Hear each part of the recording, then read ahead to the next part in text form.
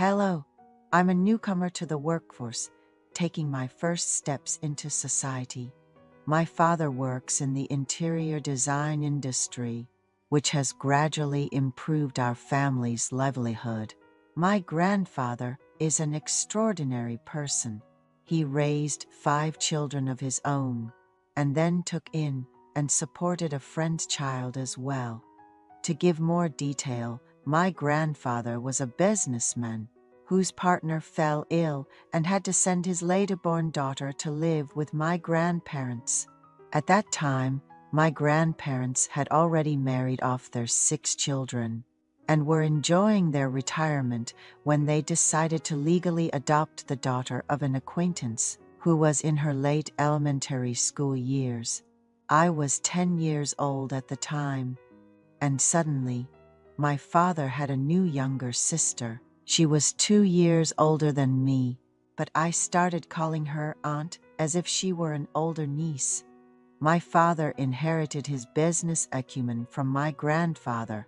He's adept at selecting new items for the business, conducting thorough research, and leading them to success. I was an only child, but during my senior year of high school, my father's youngest sibling, who I call aunt, transferred to a university near our house.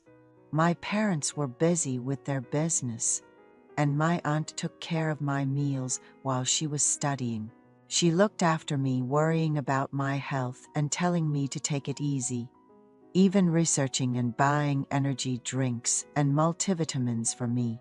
When my parents had to go on a 23-day business trip, it was really convenient to have my aunt take care of my meals as a student preparing for exams. I worked hard in my studies and managed to get into the same university as my aunt. She used to be quite chubby in elementary school, but became unrecognizably slim after a rigorous diet by the time of university admission. Her face became much slimmer. My aunt, who lived with us, showed her gratitude by taking care of my meals. She was very pretty and focused solely on her studies. Despite many guys asking her out, she wasn't interested in anyone and decided to put off dating for later. When I entered university, my aunt treated me almost like a boyfriend. Even though there weren't any guys at school who caught her eye, she would say, "I prefer walking around arm in arm with my handsome nephew over anyone else." And we'd pretend to be a couple as we walked around campus. Sometimes we'd meet up in the cafeteria for meals, and if any annoying guys showed up, she'd signal for me to deal with them. One day, she complained about a guy who sat behind her in every class and kept throwing notes at her, which she found really irritating. So, I secretly checked out who this guy was.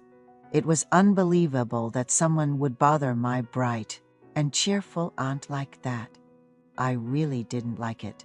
However, my aunt was quite skilled at keeping such guys at bay. I found myself growing fond of her, not just because she was pretty, smart, and popular. She expressed a desire to join a volunteer club, despite her busy study schedule, wanting to do something meaningful in her 20s. The club didn't meet too often, just sometimes on Saturday mornings to provide necessary services at facilities or to go on rural service trips, and she asked me to join her. Without much thought, I joined the volunteer club with her. At school, no one knew we were aunt and nephew. When asked about our relationship due to how close we seemed, we would just say we knew each other well from living in the same neighborhood. Our first volunteer event involved taking a van to a farm. We gathered in front of the school and drove for about an hour to a farm that was harvesting produce to sell wholesale.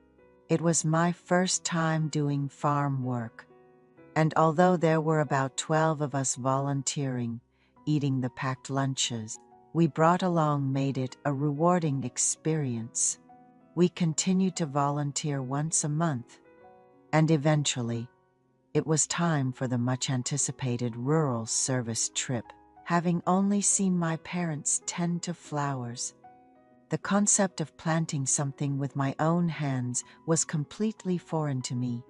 The club members decided to stay overnight at the village hall, waking up at dawn to work on whatever the villagers asked us to do, and wandering the dark country roads at night.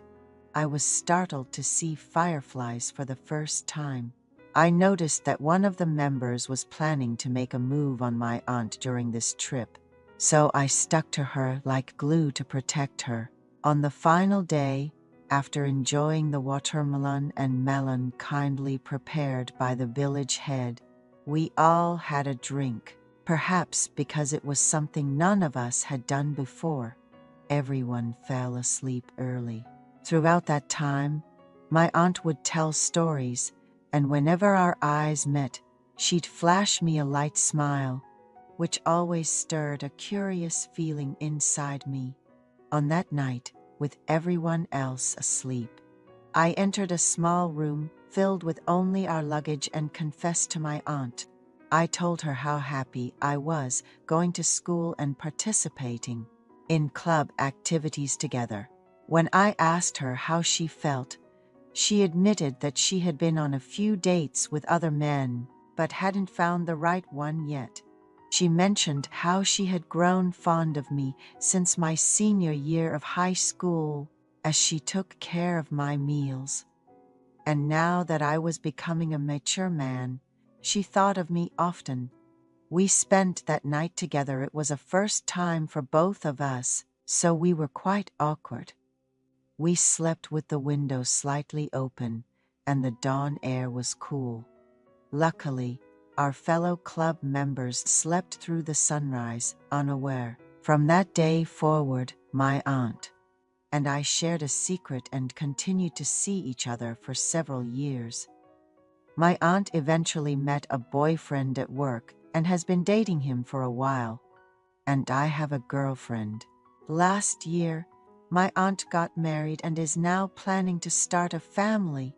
My grandfather gifted his youngest daughter a small studio apartment in the city, advising her to keep it as a retirement fund.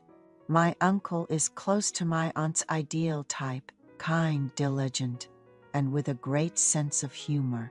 He fits in well with the large family on my aunt's side and even gives me pocket money, saying there's no need for more since he works, but asking me to take good care of my aunt because she and I are close. In truth, my aunt first called me after an argument with her husband. She asked me to come out to a coffee shop, so I rushed over. Becoming a married woman, she was right to settle her feelings. The reason for their argument seemed trivial and forgettable later on. However, I supported her, thinking it would comfort her. After calming her down, I said, "Now you need to live well with my uncle. I'm going to start preparing for my own marriage. Let's only keep good memories from now on." My aunt returned home with a look of regret. A few days later, we gathered for my grandfather's birthday, and my aunt appeared cheerful. I keep an eye on how my first woman, my aunt, is doing. Yet, it seems we both need to prioritize our families over our desires and hold on to only the good memories.